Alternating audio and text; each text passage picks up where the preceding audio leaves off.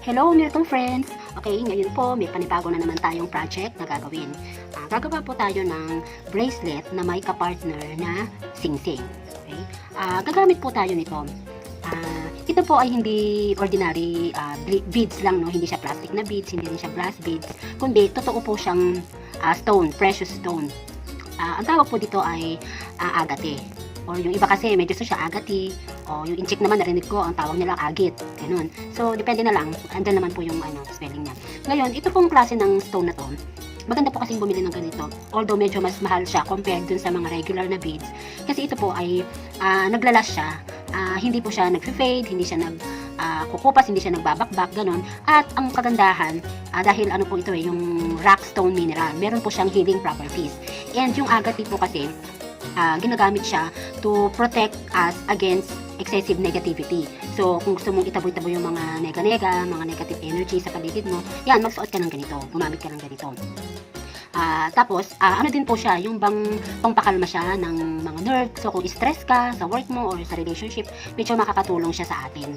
Kaya nga, kaysa magsuot tayo ng ordinary lang na bracelet, mas maganda na gumamit tayo ng mga precious stones na tinatawag. So, ito nga po yung, common po kasi ito agate or agate. Yan. Okay, so, una po, gagawa tayo ng ating bracelet. Gagamit po tayo nito, yung ating garter, at itong copper wire. Yan, ito yung pinakagagamitin nating crayon. So, kagaya ng tinuro ko po sa mga previous video ko, kukuha lang tayo ng ganito kapiraso. Yan. Tapos, itabi na natin yan. Tapos, ito po kasi yung gagawin nating tawag dito, crayon. Yan. Ipagpapantay lang po natin yung dalawang dulo. Yan. Tapos, ito na po yung ating crayon. Yan. Parang nakapantay lang siyang ganyan. Okay? Yan. Tapos, ito po yung ating garter. Susukat tayo ng itudoble natin. Sukatin natin sa kamay natin. So, kailangan yung ganyang kahaba. And then, tsaka natin ilalagay ito. Ayan. Ayan o. Isusuot natin ito dito. Ayan. Ganyan. Ito po ba? Ayan. And then, kakalasin na natin ito.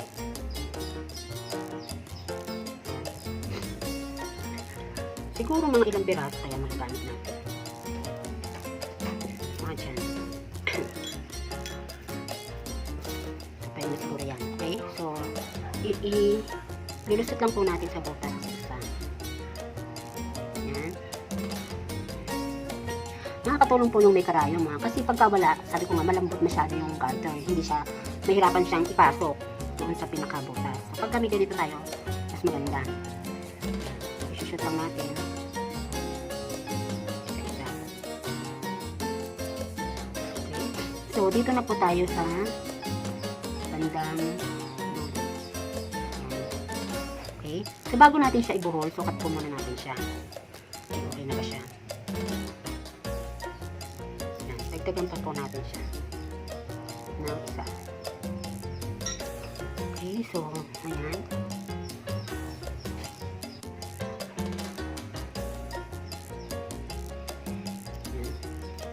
Okay, tapos, saka po natin, yan, pag nabuo na natin, patuloy natin yung pinaka dulo niya.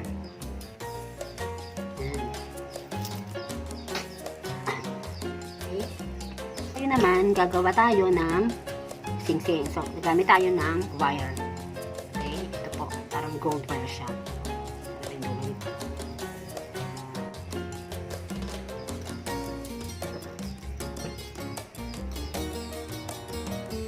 Okay, so, ganyan. Parang tatansyahin mo lang kasi yung haba. Tapos, kukuha tayo ng isang peraso ng bead. Tapos, lalagay natin dito. Shoot natin. Tapos, ihiyaano natin sa gitna ng wire. Pantayin natin itong dulo.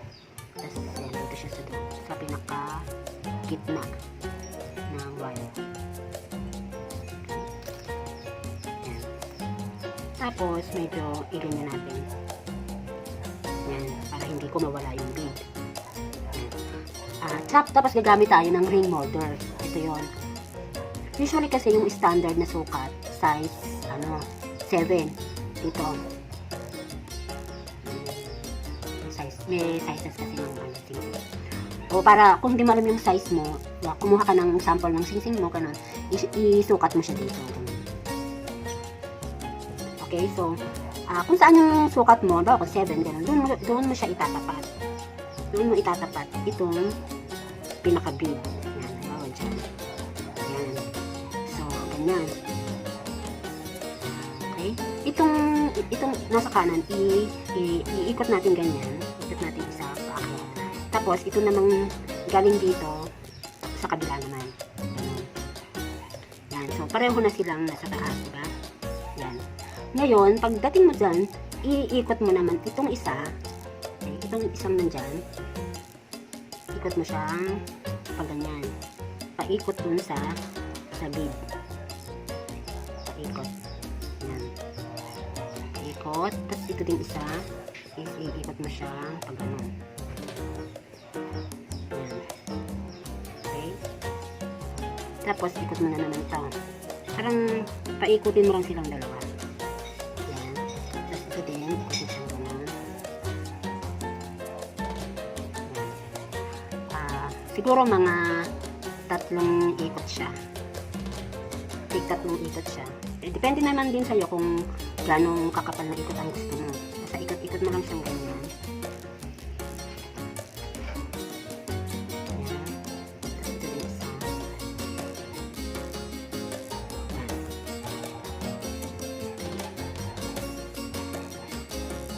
Pag na, yan. Kahit magkabila na siya, no? Magkabila siya ganyan. Tapos, pag naka-3 ikot na pareho, tanggalin mo na siya sa mold. Yan. Tapos, hindi ganyan na itsura niya. Ngayon naman, itong isang alambre na to, ipapasok natin siya dito sa loob.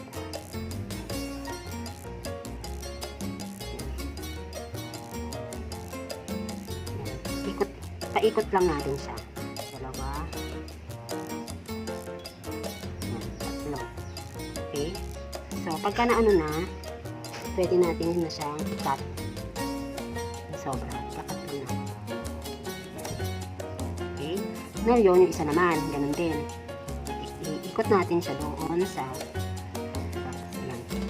Ikot natin siya dyan. Sa isa. Higpitan. Another. Ikot na naman.